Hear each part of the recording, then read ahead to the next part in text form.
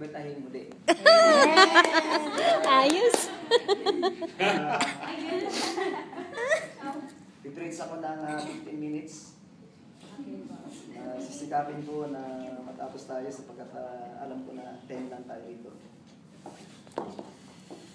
And the message is found in Matthew chapter 2, verse 1 to 12.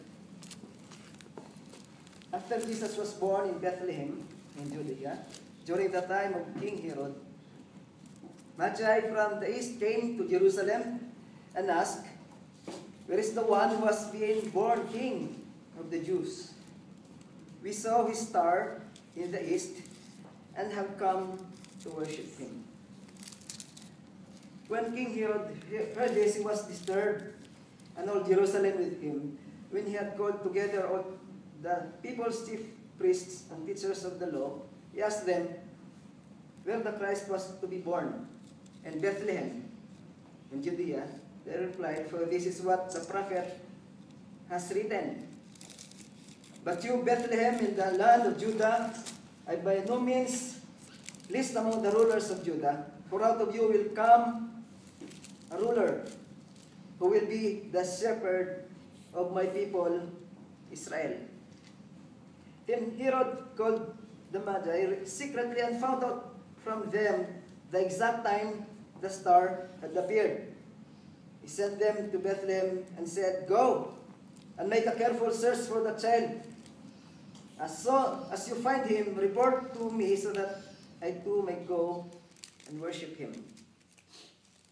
After they had heard the king, they went on their way, and the star they had seen in the east went ahead of them until it stopped over the place where the child was. They saw the star, they were overjoyed. On coming to the house, they saw the child with his mother, Mary, and they bowed down and worshipped him. Then they opened their treasures and presented him with gifts of gold and of incense and of myrrh. And having been warned in a dream not to go back to Herod, they returned to their country by another route. I believe, sisters, that's one brother, that wise men is still seeking Christ today. And I'm speaking to you as wise, not men, but women. Kasi kung hindi kayo wise, ay wala kayo rito. At hindi ko na kailangan dapat na pahabaan yung sermon para hindi nyo maintindihan, pahabaan para maintindihan nyo. Meron pong mga domains ng tinatawag na intelligence.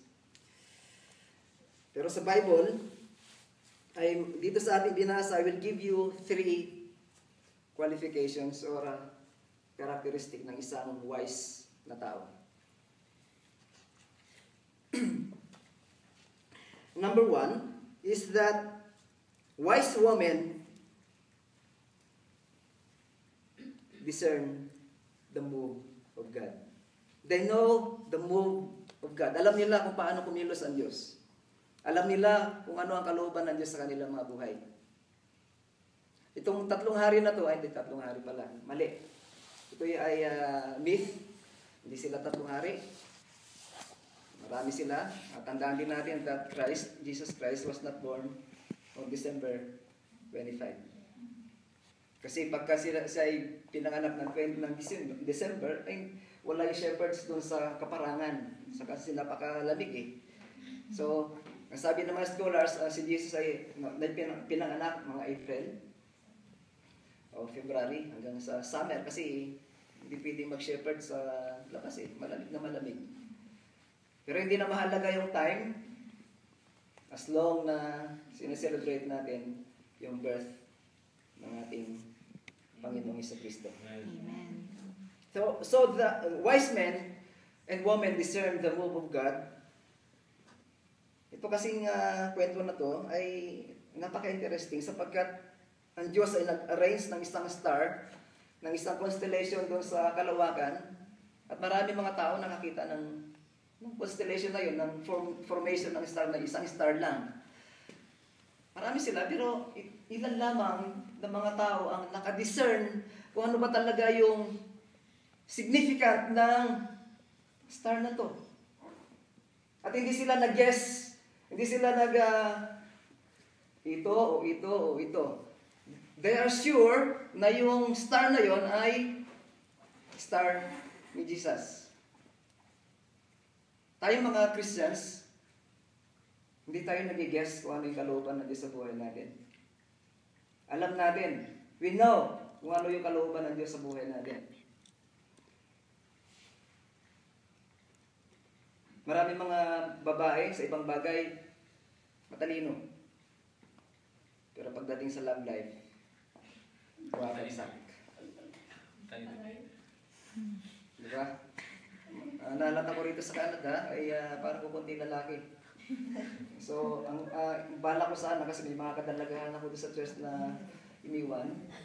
Sabi ko, maghahanap ako doon ng mga kalalakihan. Baliktad pala.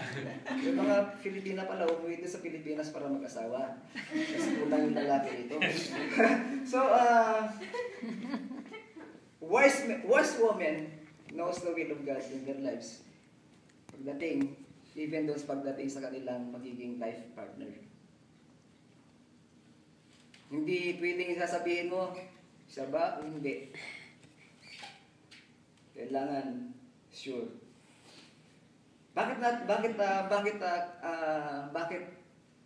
alam natin, nadidiscern natin yung move ng Diyos? Number one, is because we have the Spirit in us. Nung tinanggap natin si Jesus Christ, ay tinanggap din natin yung Holy Spirit. And that Spirit, yun yung nagagay sa atin kung ano yung dapat natin gawin. Kaya kailangan yung ating buhay ay submitted palagi dun sa move ng Banal na Espiritu sa buhay natin. Nagpo-flow palagi tayo, nag-flow lang tayo. Sunod lang tayo ng sunod. And second thing, kung bakit nadidiscern natin yung will of God is because the Word of God. Ito yung something, ito yung Word of God, ito yung pag binasa mo to, pagka-meditate mo araw-araw, ay malalaman natin yung will ng Diyos. Hindi lahat ay sinasabi rito. Pero pagka alam mo yung word, kahit na doon sa mga gray areas ng buhay mo, you can know the will of God. So, sino ba rito yung nagbabasa ng Bible every day? Meron ba kayong devotion? Yeah. That's napaka-importante niyan. So, alam natin because we have the Word of God.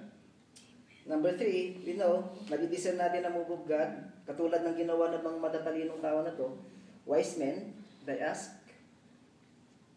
doon sa mga nakakaalam.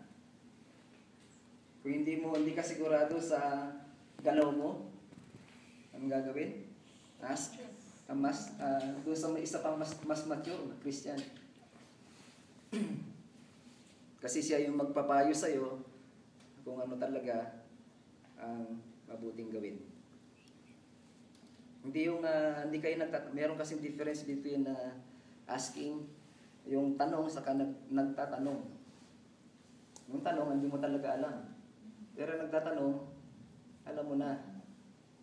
Pero tawag doon, kinukuha mo lamang yung kanyang opinion. Pagka hindi maliwas doon sa isip mo, hindi mo naman susundin. So, kailangan bilang mga wise men and women, kailangan natin palagi magtanong. Katulad ng ginawa ko kanina rito, ano nyo ba yung with me? Napakalayo. Sabi ko, hindi na sana ako pupunta rito. Kasi baka maligaw ulit ako. Kasi pag uwi ko ng Monday, naligaw ako. Hindi ko kailanman pinangarap na maglakad ako sa gitna ng snow. Kahit na sa pangarap, kahit na sa bangungot, hindi ko pinangarap. Nakikita ko lang yan sa mga pelikula. But Monday, mali yung sinakyan kong bus. Sabi ko, iba na yata pinupuntahan ko Pinakabahan na ako. So bumaba na lang ako doon sa alam kong lugar. And nagtanong ako. Tanong ako at hindi ako naligaw kasi in-straight na sabi niya, ilakad mo lang yan. Lakarin mo lang. Akala ko malapit. Halos isang oras ako naglakad sa gitna ng snow. Tinitingnan ko yung paligid ko, walang tao. Sabi ko, kawawa naman ako. Naalala ko na yung family ko. Sabi ko, gagawin ko sa family ko. So, nakasurvive. Ito na, nangangapal na. Oo, magnanab ka nun. Yan, exciting. Experience yan. And you say, welcome, Canada. Sigang talaga yung mga baguhan. Ask questions. Mas malamig pa kung doon. hindi mo alam. Pagka ikaw ay nagtatanong, hindi ka maliligaw. Amen? Amen. So, kung hindi nyo alam, ask Sister Weng, Sister Vilma. Ito yung dalawang nakikita ko mga mature dito eh. And they are, I think, and believe na sila spirit-filled. Hindi kayo papahama kung kayo nagtanong sa kanila. So, wise men discern the will of God. Alam natin yung kalooban ng Diyos sa buhay natin. And the second is that wise men make sacrifices to find God. Ang Diyos, mga wise men, find time. Kasi minsan ang Diyos hindi madaling makita eh. Kailangan natin mag-sacrifice. Ang ginagawa nyo rito, pumunta kayo rito, magsusundo, sunduan, maghatiran, mga pagod.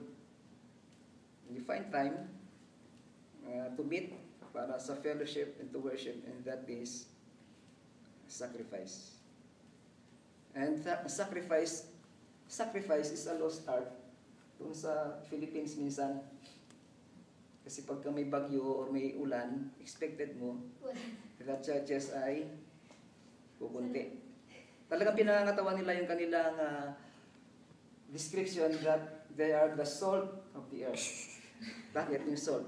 Kasi di ba pag umuulan, natutunaw? So, tamang-tama talaga. Sabi ni Jesus, you are the salt. Kasi pag umuulan, hindi mo pupunta. Makamatunaw. Pero, believe ako sa mga Shaddai, sa mga ibang mga Catholics, yung mga kaibigan natin sa kanila, they know how to sacrifice. Madaling araw, yung simbahan nila, open palagi. Sa atin, yung mga churches natin sa Pilipinas, yung mga born-again churches, sarado. Pero yung mga Catholic churches ay open. Palagi mayroon nagpipray. Nakikita ka sa Baclaran, sa Quiapo, lumuluhod, papunta doon sa altar. Nagsasacrifice sila. Hindi natin alam kung ano yung kanilang motive. Pero, as Christians, we must sacrifice not because we have something na kailangan natin sa Diyos. We sacrifice because we need God Himself. Siya lang yung kailangan natin. Itong mga wise men, travel sila ng ilang hilya. Na-expose sila sa dangers kasi ng mga panahon na yon. Maraming mga tulisan. Na-expose sila sa elements. Napagod sila. Pero ginawa nila yon for God.